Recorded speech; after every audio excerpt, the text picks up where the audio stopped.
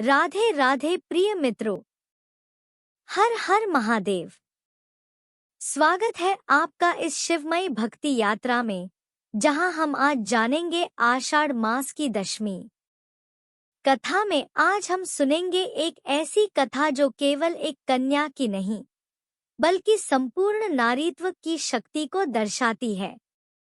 यह कथा है ब्राह्मण कन्या व्रता की, जिसने शिव को पति रूप में पाने का संकल्प किया और उसके तप से स्वयं महादेव को झुकना पड़ा। यह कथा समाज, कर्म, नारीत्व और आत्मबल की परीक्षा है और शिव कृपा की महासाक्षी भी। ऋषिग्राम नामक स्थान में रहते थे महर्षि धर्मव्रत और उनकी पत्नी सती संगिनी। वर्षों तक संतान न होने के बाद उन्होंने आषाढ़ मास में गंगा तट पर 1000 बिल्वपत्र चढ़ाए और निराहार शिव की उपासना की। एक रात्रि को सती संगिनी ने स्वप्न में महादेव को देखा। शिव बोले, हे देवी, तुम्हारी गोद में वो कन्या आएगी जो स्वयं मुझे तप से वश में करेगी। कुछ माह बाद आषाढ़ शुक्ल त्रयोदशी को एक दिव्य कन्या जन्मी। उसका नाम व्रता रखा गया। जन्म के समय ही उसने कमल की मुद्रा में हाथ खोले थे। व्रता अन्य बच्चों की भांति खेलकूद में नहीं लगी। वो माँ के साथ बेलपत्र चुनती, घर के मंदिर में शिवलिंग पर जल चढ़ाती। 5 वर्ष की आयु में उसने शिव पंचाक्षरी मंत्र स्वयं बोलना शुरू किया। एक दिन माँ ने कहा, बिटिया, तू तो इस जन्म में ही शाक्ति जैसी है।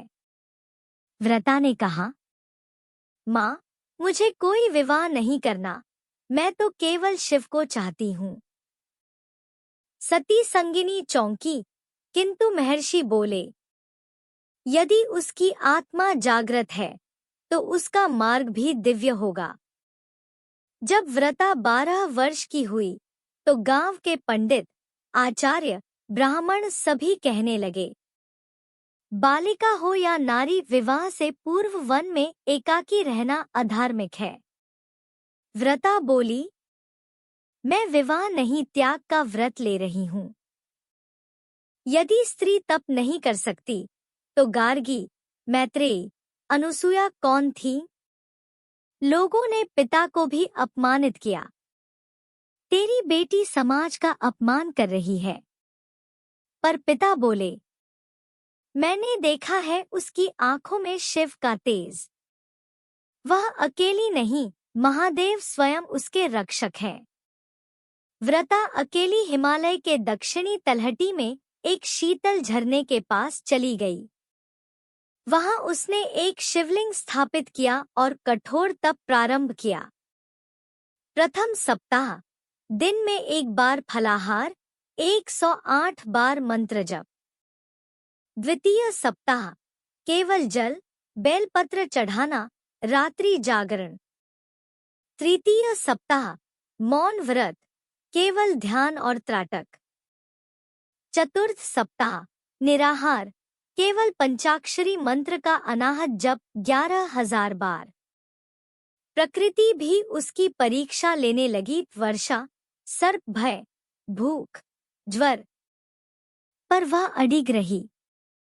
भगवान शिव व्रता की भक्ति से प्रसन्न हुए, परंतु परीक्षा लेने का निर्णय किया। उन्होंने 4 रूपों में उसकी परीक्षा ली। दुखी वृद्धा का रूप, बिटिया, अकेली क्यों? जीवन यही बीतेगा। युवक का रूप, शिव नहीं, कोई मानव पति चुनो। भिक्षुक का रूप, तप का क्या लाभ?